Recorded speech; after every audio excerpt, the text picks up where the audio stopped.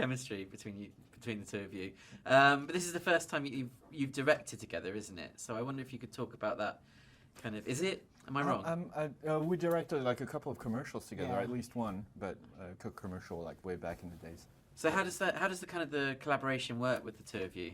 I don't. You yell at me and I'm funny, or I don't know. How does it work? We share a lot of stuff together. I mean, Pierre's principally involved in the animation, and especially with a lot of the stuff surrounding the Minions because he's doing the voices. I'm a big fan of staging, and I work a lot, kind of hands-on with the storyboard artists and editorial, but Pierre is certainly involved with that as well. So our path isn't a clear one. That's how, we're in parallel path, but the parallel paths actually overlap a lot. Yeah. But it's great to see the Minions now in sort of a feature-length form, Is it? Oh, it's absolutely fantastic because they've been such telling the truth. He's lying. I can tell he's lying. Completely true. They're such wonderful characters, but I imagine there's inherent challenges involved in that because you have to express everything through emotion. You don't have the gift of language with these guys, do you? Yeah. So how challenging is that? Like, how do you sort of work around that? I suppose. Well, we fail most of the times, and then we have that gift of time, which we had 3 years to do it. So we had 3 years to fail or think, oh, this is the correct route to go, and then realize that it's a dead end, and then try to readjust things as we move along. We have our basic structure. Brian Lynch is a great script writer, so he's always funny, always has these lines, always has these ideas, and it's all about us. Like, can we actually make it work? Can we actually make this moment breathe a little bit because we have this staging idea, or to play out the physical comedy out of that situation, which is essentially what all animated movies are about. And this movie in particular, just because we don't have the gift of language, just like you were saying, so we need to rely on the basics of Chaplin or Mr. Bean. That sort of it's got to be clear. If it's funny, it's got to have the simplicity that makes it funny, and all that stuff.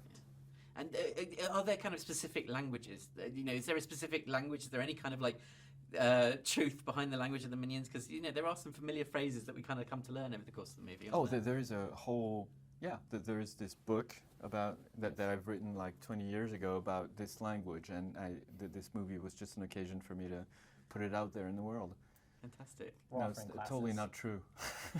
It'd be good if it were I true. wish. Yeah. I wish I could say like Avatar. Yeah, we invented a language, and the actors had to prep like for 10 years for this particular language to put it out there and make it sense. But it's not the case. I'm sorry. Fair enough.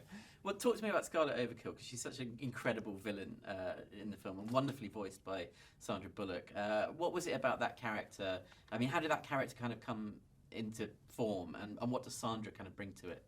Well, at the beginning, because the Minions' ultimate goal is to work for an evil villain, an evil boss, and so we wanted to play with the fact that they sort of got their dream come true, but it was a curse because Scarlet can, she's quite mean and tyrannical. But what Sandra did was she helped us to kind of fill out the character and explore different complexities of her character. So she's not just purely mean. She has a real sweetness to her, and kind of made her sort of like a bipolar type of character in this way.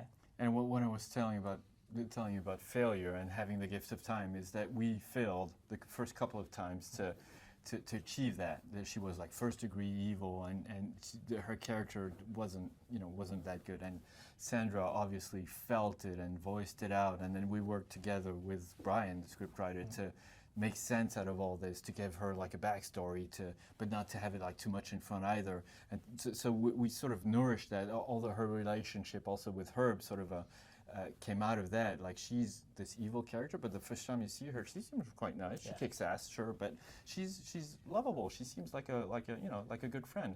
But when she sets out when she gives the mission out to the Minions, like, you're gonna get me this, when she tells them that little bedtime story, that's when you see the real side of her, and when you go like, whoa, where did that come from? And so she really helped the story, like, and her character come together.